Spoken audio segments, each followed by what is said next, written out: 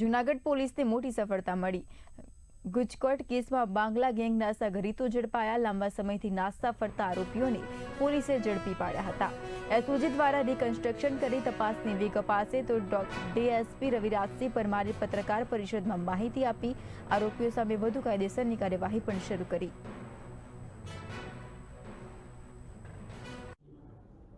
જૂનાગઢમાં બંગલા ગેંગ તરીકે કુખ્યાત ગેંગ દ્વારા અવારનવાર લોકોને હેરાન કરવામાં આવતા હતા। તે અન્વયે બંગલા ગેંગ વિરુદ્ધ જૂનાગઢ તાલુકા પોલીસ સ્ટેશન ખાતે ગુજકોટનો ગુનો દાખલ કરવામાં આવેલો હતો।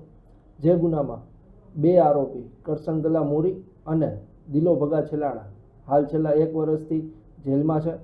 આ અન્વયે જે 3 આરોપીઓ બાકી છે, ભાવિન ખોડા ભટ્ટ, નિલેશ ખોડા ભટ્ટ તથા જાદવ ઉર્ફે લાખો સાંગા હું, જે 3 આરોપીઓ છેલ્લા 9 મહિનાથી અલગ અલગ જગ્યાએ નાસ્તા ફરતા હોય, જે અન્વયે જૂનાગઢ ગ્રામ્ય ડિવિઝન ડીવાયએસપી દ્વારા તેઓનું ફરારી જાહેરનામું બહાર પાડવામાં આવેલ અને તેઓની મિલકત જપ્તીની પણ કાર્યવાહી હાથ ધરવામાં આવેલ હતી। તે સમય દરમિયાન માહિતી મળેલી કે સદર આરોપીઓ એ રાજકોટ ગ્રામ્યમાં ખીરસરા ખાતે છુપાયેલા છે। તેવી માહિતીના આધારે એલસીબીની ટીમ દ્વારા રેડ કરી સદર 3 આરોપીઓને હાલ